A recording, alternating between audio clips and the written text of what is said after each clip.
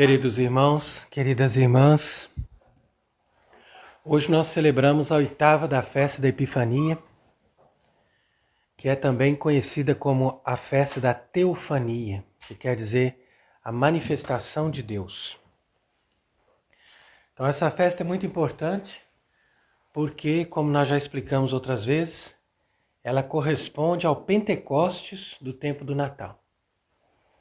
Quer dizer que, assim como o Espírito Santo veio depois da ressurreição de Cristo, assim também o Espírito Santo, em forma de pomba, se manifestou no Jordão quando Jesus foi batizado.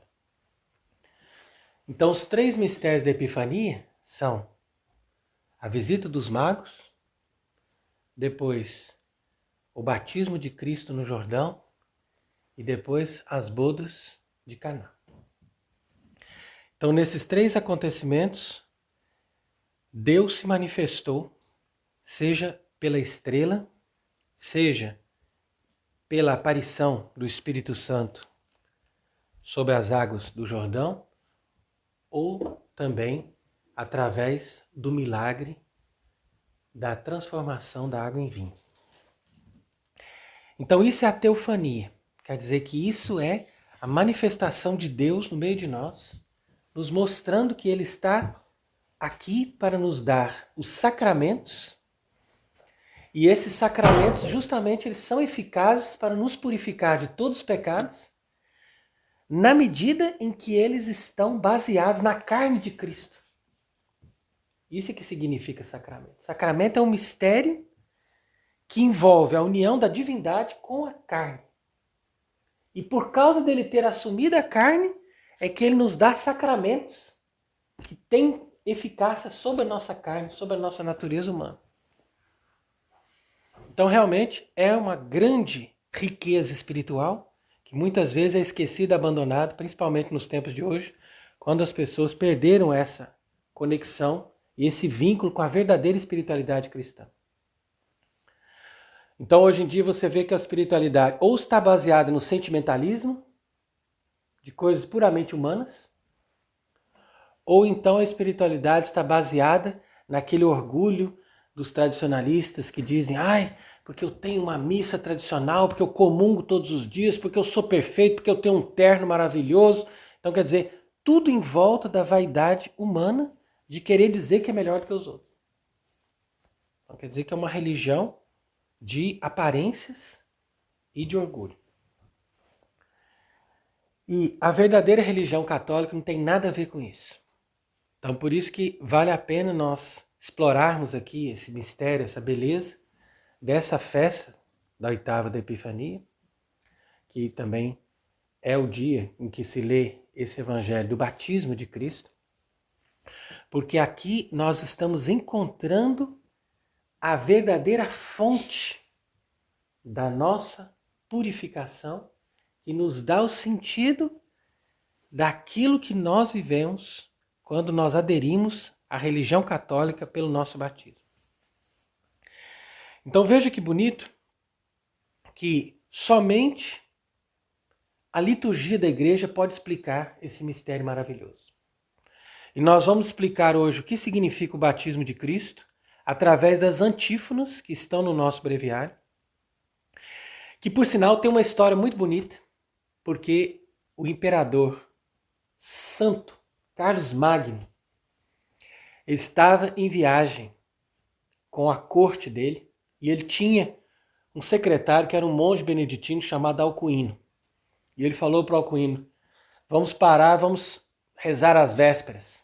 Eles entraram na igreja, eles não sabiam, era véspera no rito grego. Porque naquele tempo tinha na Itália, no norte da Itália, muitas igrejas bizantinas. Então eles entraram, rito grego, tem nada a ver com coisa cismática, nós estamos em volta do ano 800, toda a igreja estava unida, tinha ritos, tinha muita riqueza, tinha muita beleza, então era outra realidade. Tem nada de cisma, não tem nenhum tipo de confusão. É uma igreja que é muito mais clara e precisa, porque tudo estava ali ainda naquela pureza, né, da religião original dos apóstolos. Então, Vem o Carlos Magno rezar as vésperas nessa igreja, dia da 8ª da Epifania. E ele começa a escutar essas antífonas, em grego, que ele conhecia também o grego, e ele fica tão admirado, ele fica tão cheio de alegria, de contemplação, que ele fala para o Alcuino, no fim das vésperas, anota tudo que está escrito aqui, traduz para o grego e coloca no rito nosso, coloca no breviário. Porque isso aqui é uma coisa linda demais do rito deles, nós não podemos ficar sem. Então o Alcuino traduziu para o latim e entrou no breviário romano. No caso, galo romano, porque o romano não tem essas antífonas, mas o galo romano, que no caso deu origem ao nosso também carmelitano, ele tem essas antífonas maravilhosas que foram justamente resultado da contemplação do imperador Carlos Magno. Então, aqui você vê a beleza também do poder temporal, que está baseado também nisso, na liturgia da igreja. A espiritualidade cristã, a base é a liturgia. Seja no poder espiritual, seja no poder temporal, seja no poder sapiencial, que representa os 3 presentes dos magos. Então, o poder temporal, que é o ouro, ele não tem sentido se ele não chega em Cristo. O poder espiritual, que é o incenso, não tem sentido se não é por Cristo. Por isso que fala na oferta da missa, por Cristo, com Cristo e em Cristo. Aí que nós vamos oferecer o incenso, aí que nós oferecemos a Eucaristia. Não é porque nós somos bons e que Deus vai aceitar alguma coisa da nossa mão. Não, é por Ele, só por Ele que sobe a hóstia. Então isso é o incenso. E depois o terceiro presente, que é a mirra, que representa a sabedoria divina, que Cristo trouxe para nós. Então isso também só pode ter sentido na medida em que nós estamos mergulhados na contemplação do mistério. Porque não há sabedoria mais alta na Terra do que a teologia. Porque a teologia é a revelação de Deus que os homens passaram a conhecer, e por essa revelação nós temos conhecimento do próprio Deus. Quem é Deus? O mistério do Pai e do Filho. E tudo isso acontece hoje no batismo. Porque hoje se revela o Filho no Jordão que entra nas águas, o Pai que vai falar com a voz, esse é meu Filho amado, e o Espírito Santo que está em cima das águas, como estava no início da criação. Então, a primeira imagem que nos vem, isso é a sabedoria cristã, a revelação da Trindade e ao mesmo tempo a revelação da recriação do homem e de toda a natureza através de Cristo. Então, no início, diz a Bíblia, o Espírito Santo pairava sobre as águas. E agora está aqui o Espírito Santo pairando sobre Cristo, em forma de pomba. Por quê? Porque a pomba representa a humildade e a mansidão.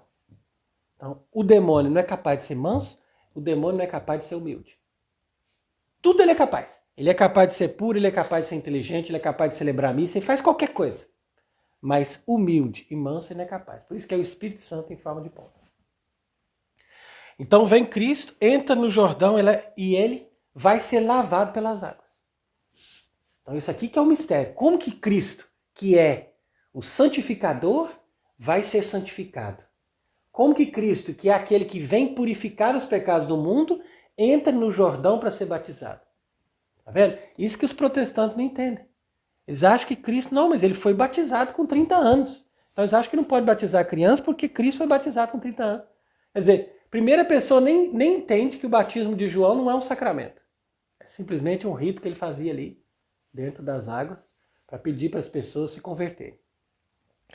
Depois, segunda coisa que eles não entendem, que Cristo não precisava de batismo. Então o batismo de Cristo não é para purificar Cristo. Então não serve de referência para nós. E depois, mesmo que servisse, não tem nada a ver a idade. Uma criança de 3 dias tem uma referência com Cristo com 30 anos. Então não importa se ele está com 3 dias, se ele está com 30 dias, se ele está com 90 anos, todos estão em Cristo no batismo. Quer dizer que Cristo, quando ele entra no Jordão para ser batizado, ele leva consigo todos os seres humanos. Não importa a idade, não importa a condição, não importa onde é que ele está. Se ele quer ser santificado por Cristo, ele vai entrar no batismo de Cristo. Porque o batismo de Cristo, na verdade, é a morte de Cristo e a ressurreição. E isso está simbolizado por aquilo que aconteceu no Jordão, quando ele mergulhou nas águas e saiu ressuscitado. No sentido, ressuscitado no sentido de glorificado pela voz do Pai. Então, por isso que diz a primeira antífona, que o velho homem foi renovado pelo Salvador quando ele veio no batismo. E a natureza que estava corrupta, pela água, recuperou a incorrupção. E assim Cristo nos revestiu dessa veste. A veste da incorrupção. E justamente por isso também diz a segunda antífona que tu, que no Espírito e no fogo purificas o contágio humano.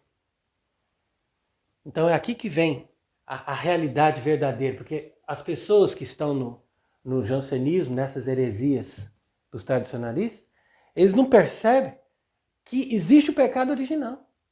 Então toda a natureza humana está contagiada. Agora, ele, através do Espírito e do fogo, que é Cristo, ele vem e purifica esse contágio humano, que é o pecado original. Por isso nós dizemos, Deus e Redentor, todos te glorificamos. Enquanto que a terceira antífona diz que o Batista, São João Batista, ele tremeu e não ousava tocar o vértice, quer dizer, o topo da cabeça de Cristo. Ele falava, não, eu não posso te batizar, porque você é santo, você é Deus, eu não posso nem sequer te tocar. Então não ousava tocar em Cristo. E Cristo falou para ele, você vai me batizar sim, porque tem que cumprir a justiça. Então João batizou Cristo por obediência. Mas João não queria, porque ele falou, ele não tem que ser batizado, ele é santo. Ele é puro, ele é Deus. Ele não tem pecado. Mas Cristo falou, eu quero que todos me vejam como pecador. Eu quero que todos creiam agora que eu sou o pior de todos os pecadores. Então ele entrou lá no batismo como se ele fosse o pior de todos os pecadores. Então isso que é impressionante. Porque não é só uma questão de humildade, é uma questão também de solidariedade conosco. Falar assim, não, você só é pecador porque você está nessa condição. Se você tivesse comigo, você não era pecador. Se você tivesse a minha condição, e se soubesse a grandeza de Deus, você não era pecador. Porque ninguém quer o pecado. Na verdade, o pecado é uma enganação. O pecado é uma ilusão do demônio, que a pessoa vai ser feliz através daquele sentimento, através daquele prazer, que na verdade não faz nada. O que realmente é bom e perfeito e maravilhoso é Deus. Então, Cristo tem essa solidariedade conosco. Ele não nos julga, ele não aponta o dedo como o demônio. O demônio é o acusador. A palavra diabo, demônio, significa justamente que ele é o acusador. E Cristo não é acusador. Ao contrário, Cristo não acusa ninguém. Cristo nos santifica e ele nos purifica do pecado através dele mesmo. Porque ele vai recapitular o ser humano, ele mesmo entrando não só na nossa carne, na nossa história, mas entrando também lá no batismo, lá no Rio Jordão, dizendo assim, não, vamos levar os pecados do mundo junto comigo. Vamos mergulhar todos junto comigo e nós vamos ficar puros desse maldito pecado e vamos sair limpos para glorificar a Deus. Então você veja a diferença. Não é julgar e condenar, ao contrário, é vir comigo que eu te ajudo e vamos sair do pecado. Então por isso que o Batista, São João Batista, como diz essa antífona, ele clamava com tremor, santifica-me, Salvador. Então essa antífona é impressionante. É isso que fez Carlos Magno. Carlos Magno entrou em êxtase nessa hora. Porque quando ele leu isso aqui, ele falou, não, isso aqui tem que entrar no nosso rito, porque isso é coisa bonita demais. Ele, que coitado, era um homem bom, um homem honesto, mas que tinha, com certeza, graves pecados. E muita gente critica Carlos Magno, porque ele tinha pecados, porque ele fez isso, fez aquilo. Mas veja a intenção dele, veja a boa vontade que ele teve, veja o desejo que ele teve de se converter, como que terminou a vida dele. Então a gente não deve julgar os outros porque eles fizeram isso, fizeram aquilo. Deve perceber o quanto que a pessoa se esforçou, venceu e está reinando com Cristo. Assim como muitos outros exemplos, como Santa Maria Madalena, Santo Agostinho, e para não falar da toda a multidão dos santos que estão no céu, porque todos são pecadores. Não tem quem nasceu santo e viveu a vida inteira santo e entrou no céu santo. Não. Isso é só Nossa Senhora e Jesus. E podemos ainda dizer que São José, São João Batista, porque foram também purificados do pecado. 90, pelo menos. Mas não são pessoas sem o pecado original. Sem o pecado original, só Jesus é a mãe dele. E se a pessoa tem o pecado original, necessariamente ela vai ter toda a gama dos pecados junto. Porque o pecado original ele vem com a bagagem. Aí não vem sozinho. Ele vem com a bagagem, ele vem com a propensão para o orgulho, vem com a propensão para o erro, vem com a propensão para desejar a carne. Tudo está junto ali na bagagem do pecado original. Só está escrito na bagagem, pecado original. Você abre e vai escolher no pecado que você quiser, está tudo lá dentro.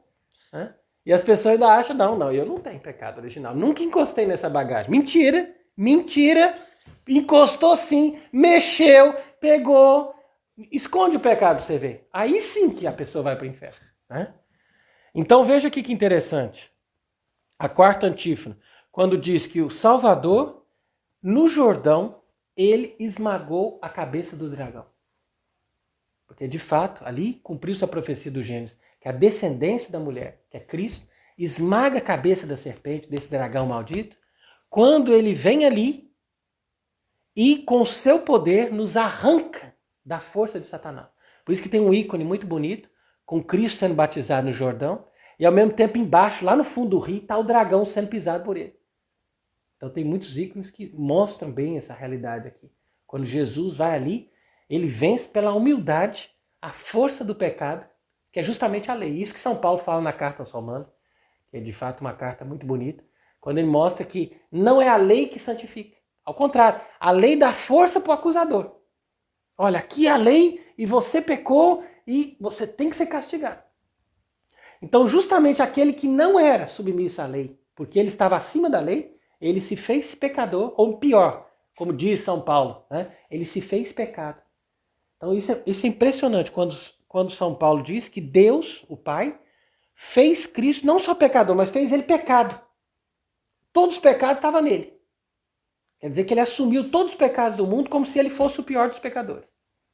Por isso que fala também que ele é o bode expiatório. Porque no Antigo Testamento, o sumo sacerdote impunha a mão no bode e falava, todos os pecados de Israel estão nesse bode.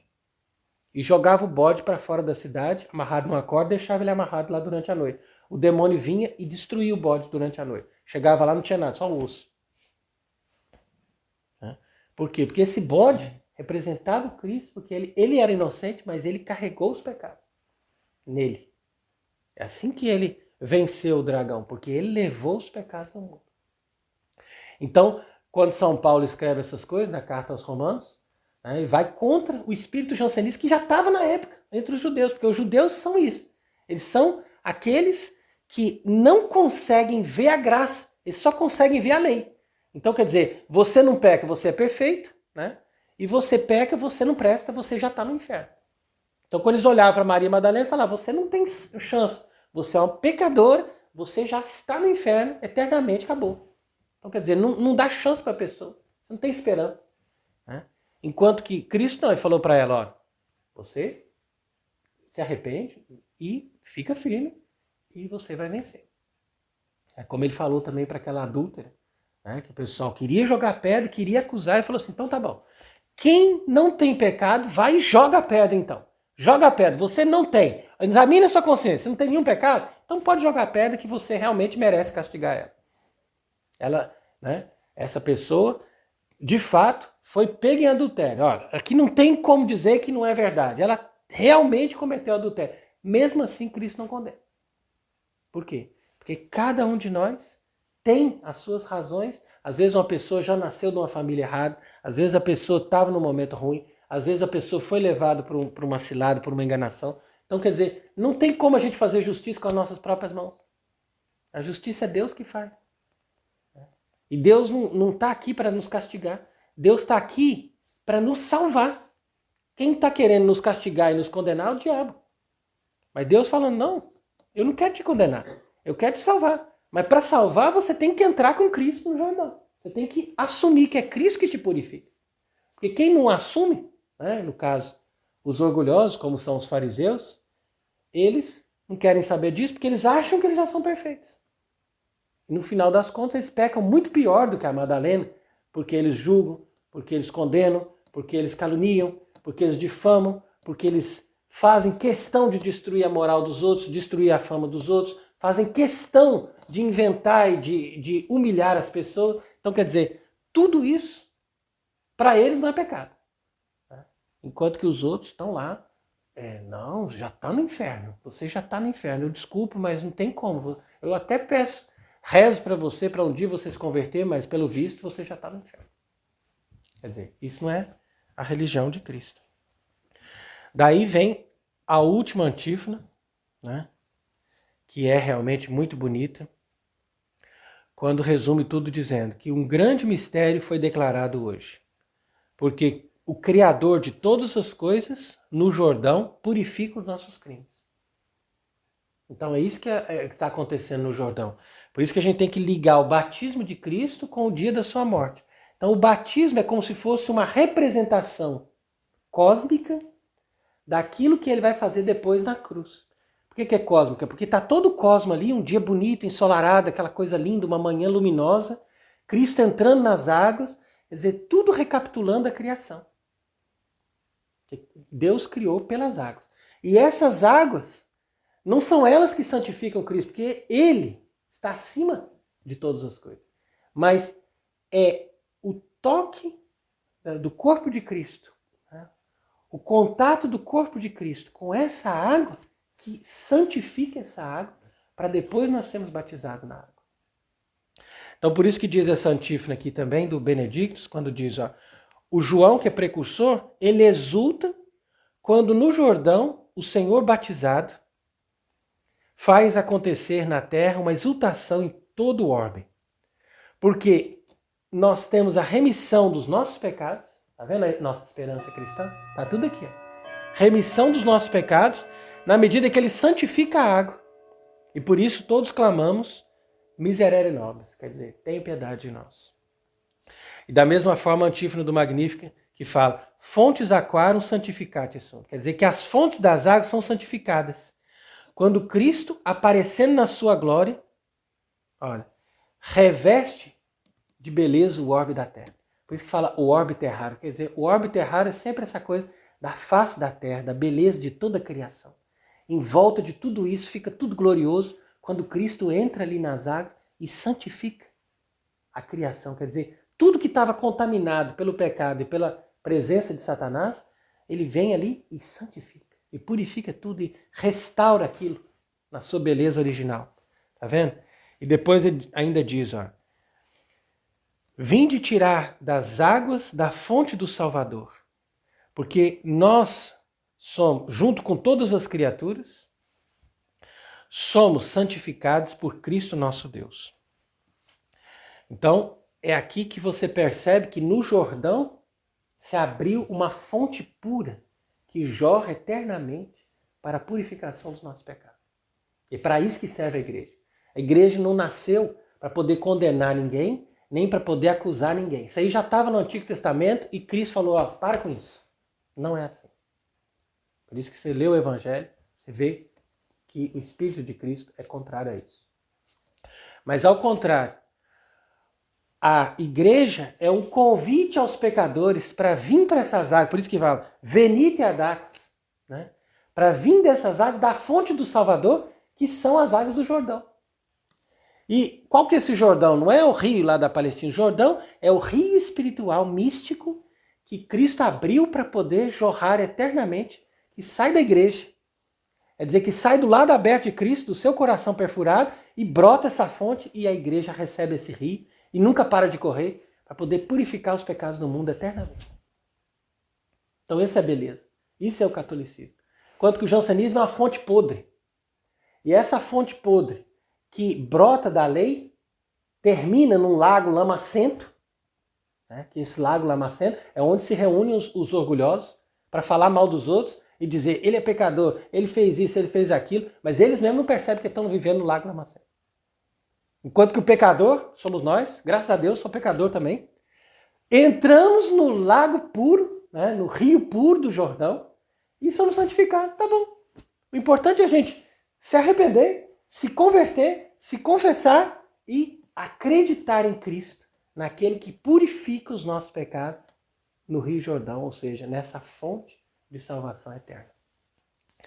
Então, bendito seja Deus que o batismo de Cristo e essa teofania do Salvador através do Espírito Santo e da voz do Pai que clama do céu, para que nós reconheçamos o seu Filho amado e vejamos nele o nosso Salvador misericordioso, seja para nós a esperança da nossa vida humana, que não termina na morte, mas ao contrário, pela purificação de todos os nossos crimes, ela é consumada na felicidade eterna do Deus que acolhe todos os pecadores junto de si, desde que eles tenham o desejo de se converter e de fazer a vontade de Deus. Então, que Deus seja bendito para sempre e que essa epifania deste ano de 2025 seja para nós uma ocasião de purificação, de graça, de cura e de vida eterna. Amém.